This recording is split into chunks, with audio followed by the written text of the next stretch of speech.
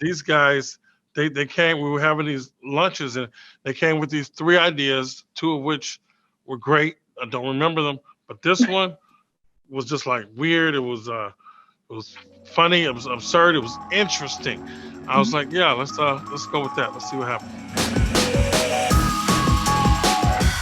Hey everyone, I'm Anna Rumor with Pop Culture, and today I have with us Killing It star Craig Robinson to talk about the brand new Peacock comedy. Welcome. Thank you. Hello. Hello. So we got the gang back together again. What was it like working with Dan and Luke after Brooklyn Nine-Nine? I trust them, those guys.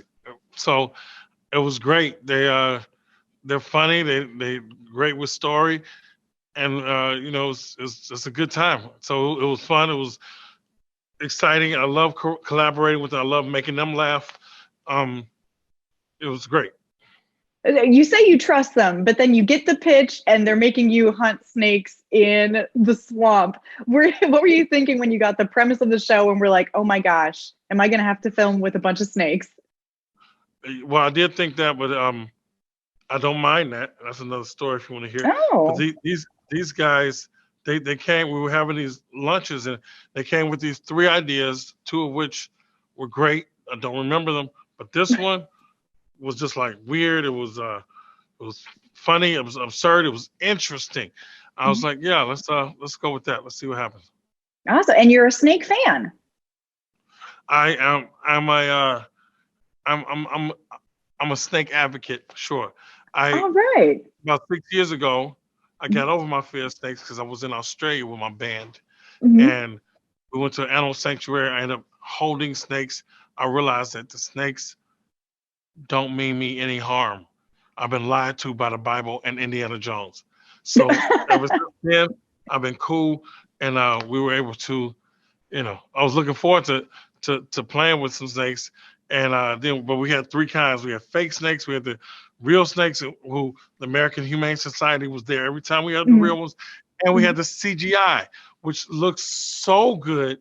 Well, I remember the first time I saw it, I was like, oh, we doing this is because for up to then I was just playing with this snake. It looked cool, but it wasn't. I was like, how are we gonna do this? I was blown away. I mean, it's so funny, and it's so good that the snakes do look very real, and it's also rooted in this really interesting idea about the American dream. Can you tell me a little bit about how you, real Craig, played show Craig as he kind of embarks on this seemingly impossible journey? To be in this business, you have to be relentless. So I just tapped into that. This guy, he, no matter how many times he gets shot down, it doesn't stop him. And he when he figures out he's going to be hunting snakes, he had just gotten shot down again, but he figured something out. He was going to do something else, but luckily he figured it out. Well, he's got some help from Claudia's character, Jillian. Watching you two play together is so much fun. The chemistry is off the charts. What was that like, getting to work with each other? Thank you. I loved her from Love. And then when she auditioned, it was over Zoom, and she had us in tears. Jillian G was not Australian before Claudia came around. So she came in and really, it made it her own. Her comedy is awesome. Who she is as a comedian, she knows it. She knows who she is. She knows where to come in. I love her. Oh, absolutely. And what I love about this show is it takes some kind of, if you were looking at them, they'd be some bleak moments, the billboard sleeping, the kind of getting shot down at every single turn, and it makes it funny. How were you as a comedian able to do that time and time again? Well, there are some bleak moments in the comedy career. Sometimes the motels you stay at, sometimes the people you come across. So there were some new interesting challenges in this project. The bleak moments don't affect me as much.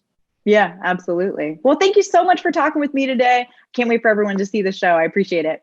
I'm Anna Rumor with Pop Culture, and today I have with us Killing It showrunners Dan Goor and Luke Del Tredici to talk about the brand new Peacock comedy, Welcome. The show is so funny. So happy to have you here. Thank you so much for having us. So we got the Brooklyn Nine-Nine band back together again. What was it like getting to work together and with Craig again? Oh, just a dream. He is not only incredibly funny and incredibly talented, he's a really great human being who's just fun to hang out with. So it's a dream to work with him. Oh yeah, I mean, you got to bring him back. He's so good. He's so good in the show too. I got to ask though, why snake hunting? Where did this come from? Why did it take a hold of you? Well, it came from real life. It's a real thing that happened. You know, there's this problem of people who bought giant Burmese pythons as pets and then didn't realize quite how big they got and how expensive they were to care for. And especially in Florida, they decided to drive them out to the Everglades because snakes live in swamps. And then these snakes just took over and they started eating every single other every other animal in the Everglades, and it's an ecological disaster. And the state started paying people to exterminate them. And we just started reading about that this was happening, and they started hosting these competitions for regular people to see how many pythons they could eliminate about a decade ago. And it was just such a strange and scary and evocative thing. And it just seemed like an interesting world for a television show. And a really powerful metaphor for the kind of struggle that people are willing to undergo in order to achieve their dreams. Yeah, I was going to say the whole, kind of Python saga is a apt metaphor for the American dream. And you talk so much about the American dream. What kind of thinking were you going into making the show so heavily rooted in the American dream and capitalism, making it kind of funny and horrific in the same way?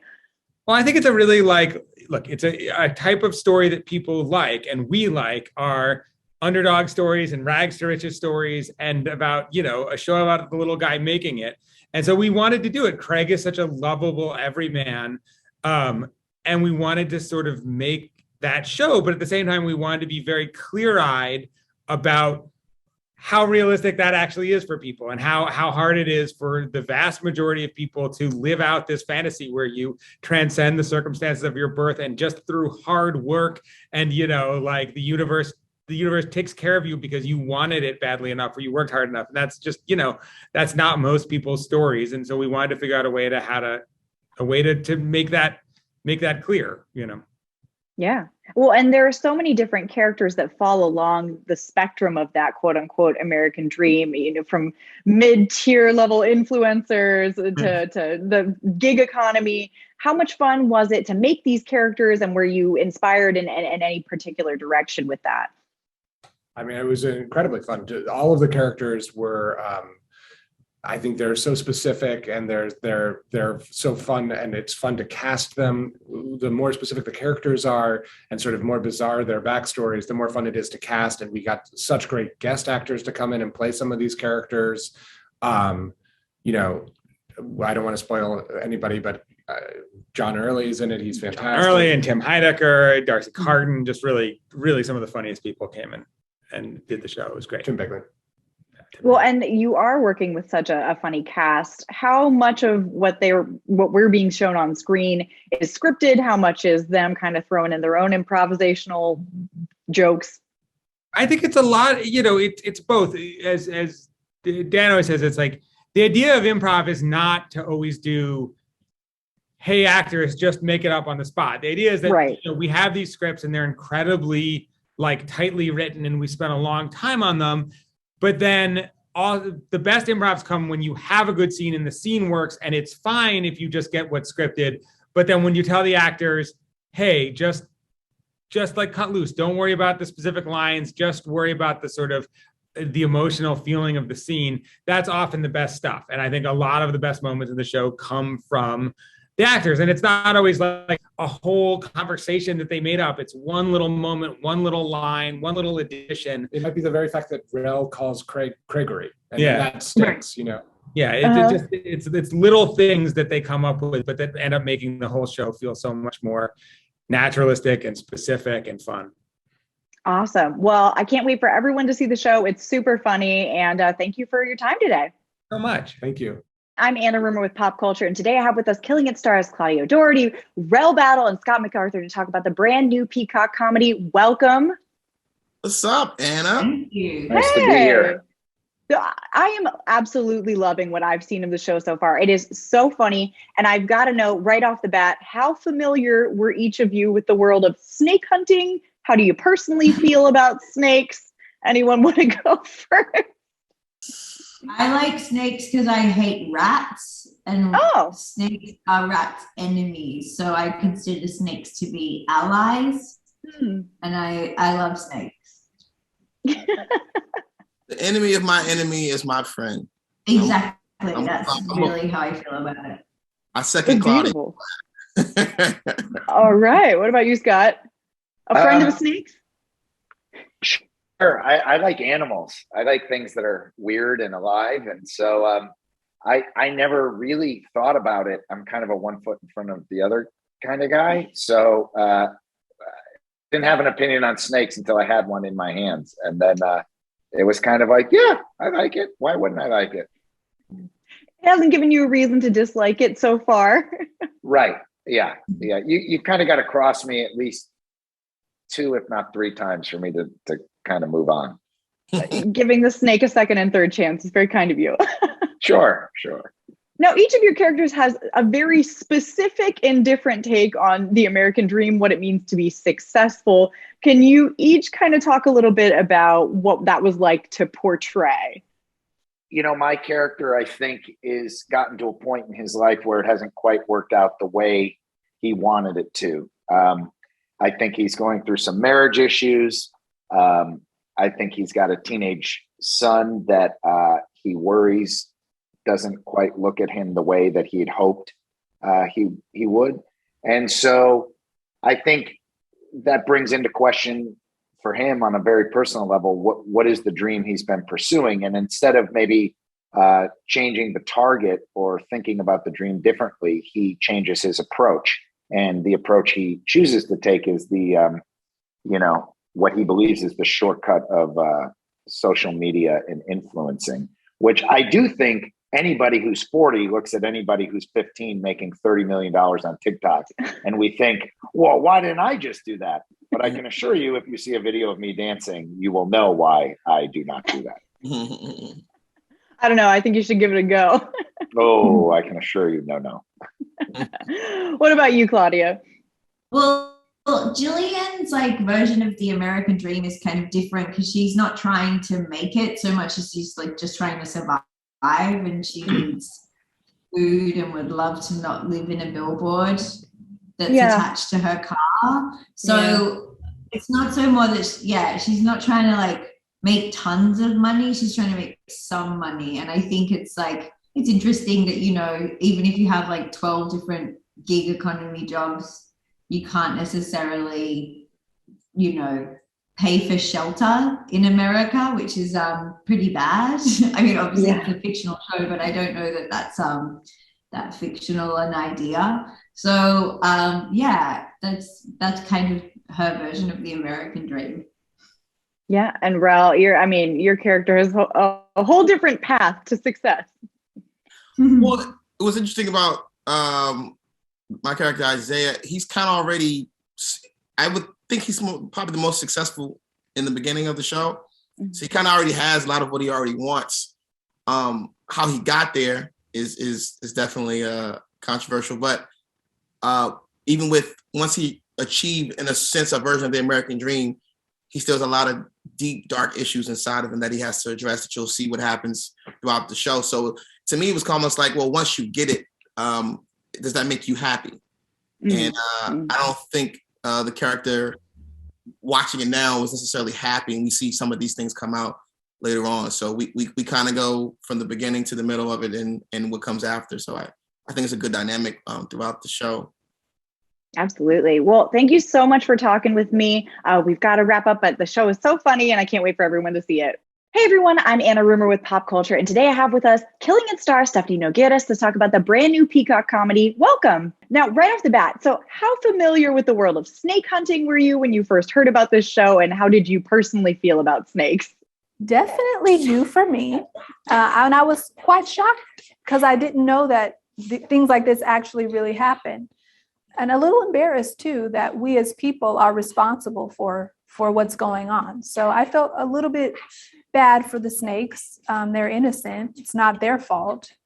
So honestly, it was a bit touching for me to learn about that from watching this crazy comedy, but hopefully it spreads awareness, and over time the issue will be lessened. Fingers crossed. Yeah, I also was feeling kind of bad for the snakes. I'm glad I'm not the only person. Yeah, people don't care. I do, you know.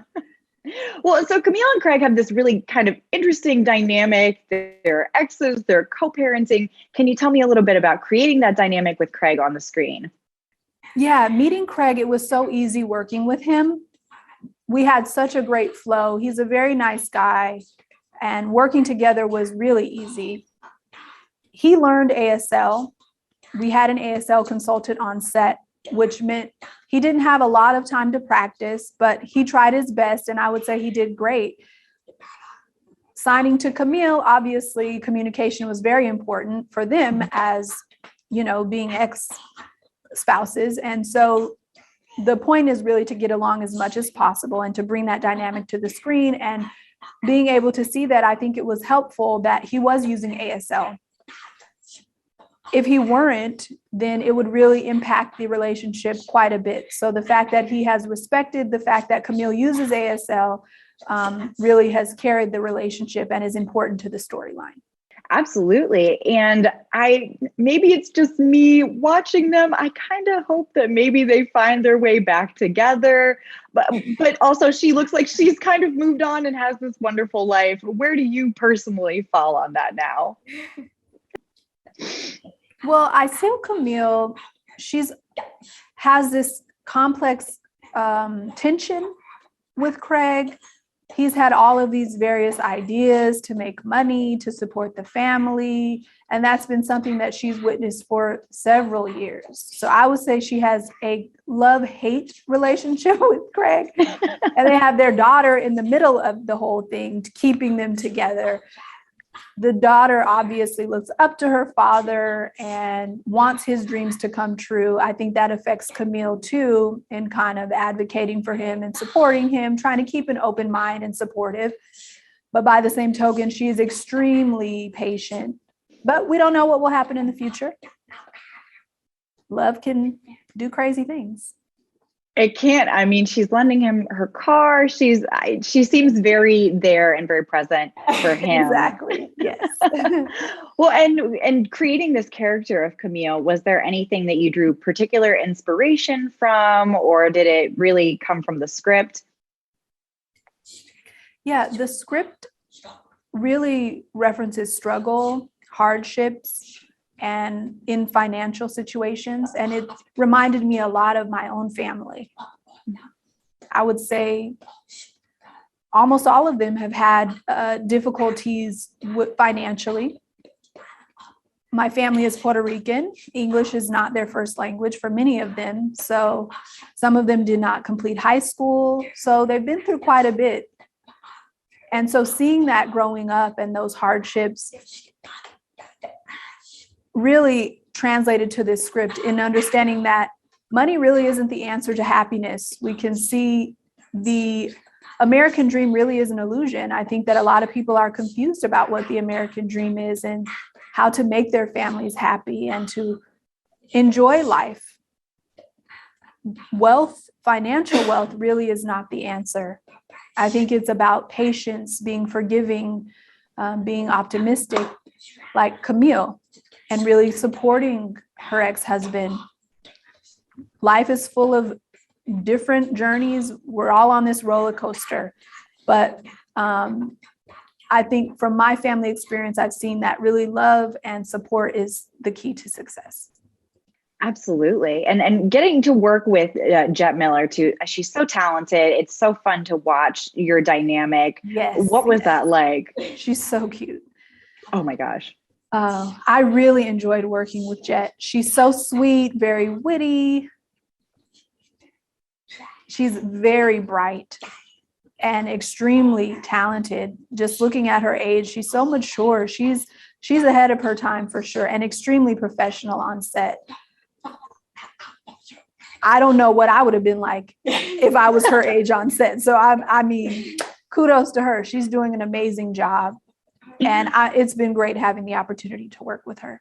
Yeah, I would have been a whole mess on set at her age. She's wonderful. Yeah, definitely agree. Well, thank you so much for talking with me today. Is there any last thing that you would want people who are going to watch Killing It to know before we wrap up for the day? I think people should watch this show, Killing It, because it's unique. It's crazy. It's hilarious. And it's also educational, bringing awareness to the pythons. And I think that people should watch it and find out the various answers to some of the things that are going on. Awesome. Well, thank you so much. I really appreciate it. My pleasure. Thank you. I'm Anna Rumor with Pop Culture, and today I have with us Killing It stars Wyatt Walter and Jet Miller to talk about the brand new Peacock comedy. Welcome. Thanks for being here. Thanks for having us. Yeah, thank you. Right off the bat, how familiar with the world of snake hunting were you two before you took on these roles? And how did you feel about snakes in general?